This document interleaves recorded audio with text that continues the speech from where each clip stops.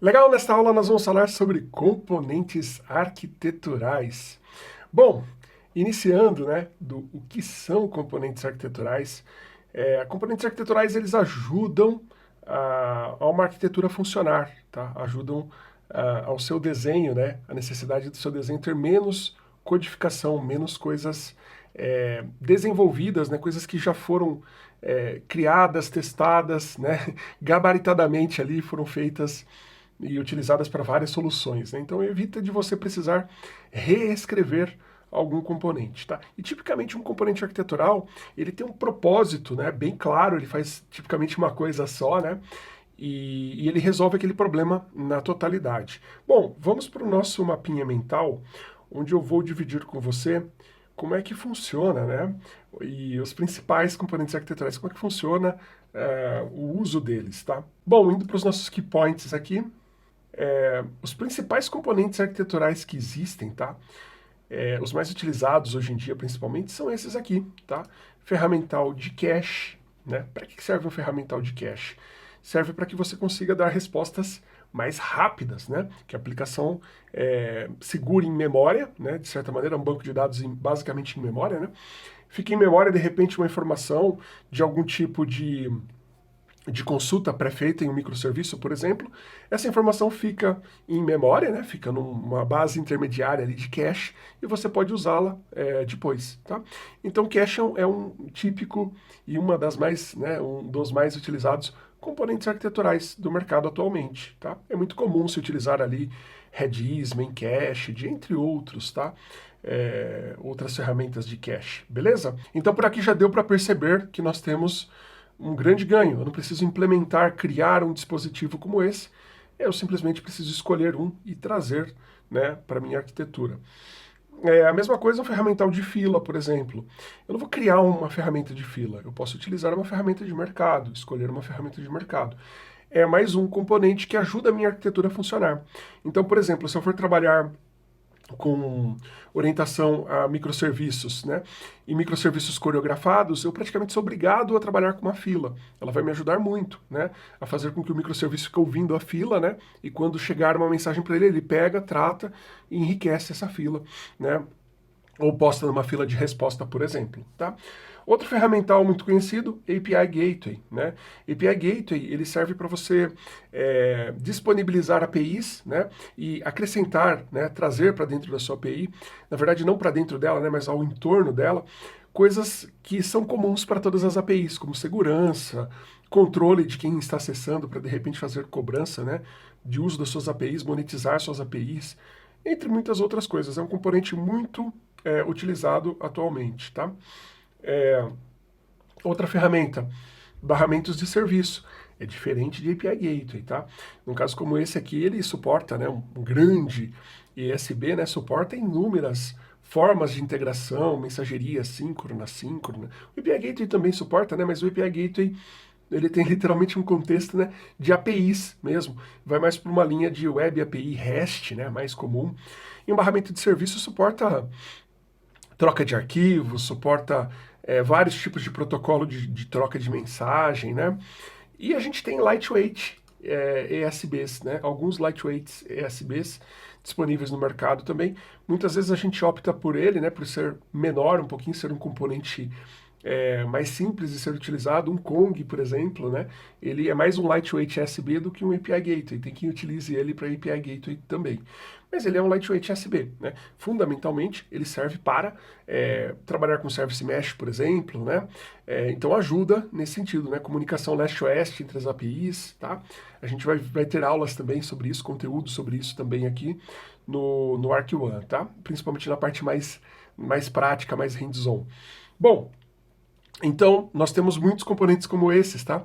Mais um aqui, log, né? Ferramenta para registrar o que acontece dentro da minha aplicação. Então, eu registro logs em algum lugar centralizado. E esses componentes, né, percebe que eu posso ter eles a nível de aplicação, né? Eu poderia ter uma ferramenta de log para minha aplicação específica, uma aplicação, um programa, um software, ou eu poderia ter ele a nível corporativo, para toda a empresa, todos os sistemas utilizarem a mesma ferramenta, uma ferramenta, né, a nível corporativo, empresarial, tá bom? Bom, É fundamental hoje em dia, tá? Uma ferramenta já era, no passado já era, né? Hoje é ainda mais importante uma ferramenta de log, uma boa ferramenta de log. Depois nós temos aqui outro componente muito importante, componente de monitoramento, né?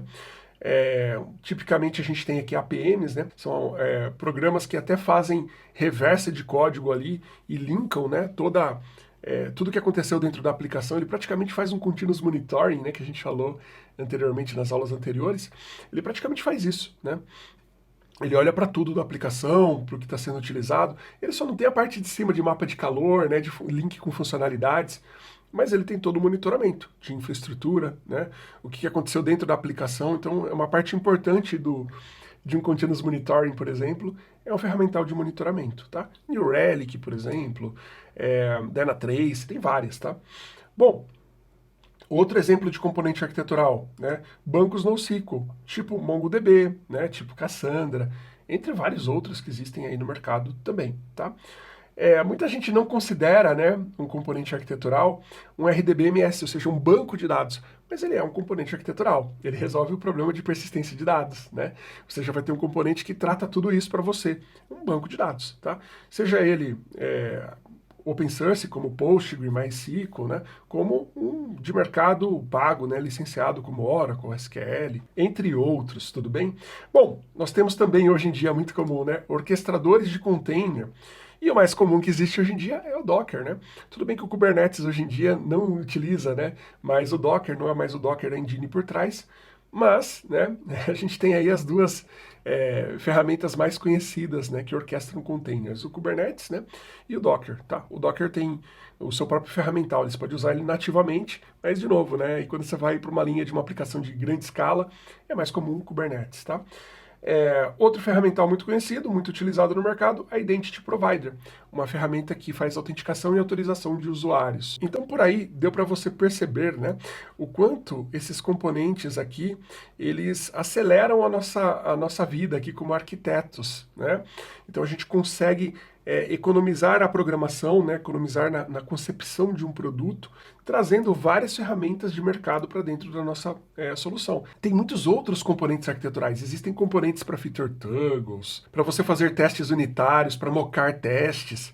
Então tem muitos componentes arquiteturais, né, às vezes não considerados como componentes arquiteturais, para você, de repente, montar uma esteira CI/CD, né? Já é considerado um componente de continuous deployment, mas acabam fazendo parte da sua arquitetura, né? Acabam fazendo parte das suas decisões, das suas escolhas, né? Você vai acabar falando, legal, eu vou utilizar, de repente, uma tecnologia X que já é compliance com o que eu utilizo, um Jenkins, por exemplo, né? Para trabalhar ali com continuous deployment, ou então ferramental do GitLab, né? Que também é muito bom, né? Para fazer continuous deployment.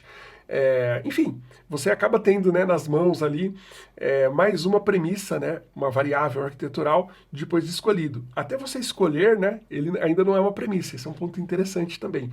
Um componente arquitetural, ele, em um primeiro momento, né, a hora que a gente vai escolher ele ainda não é uma premissa, eu tenho outras premissas, né, VAs, RAs ali, eu tenho outras.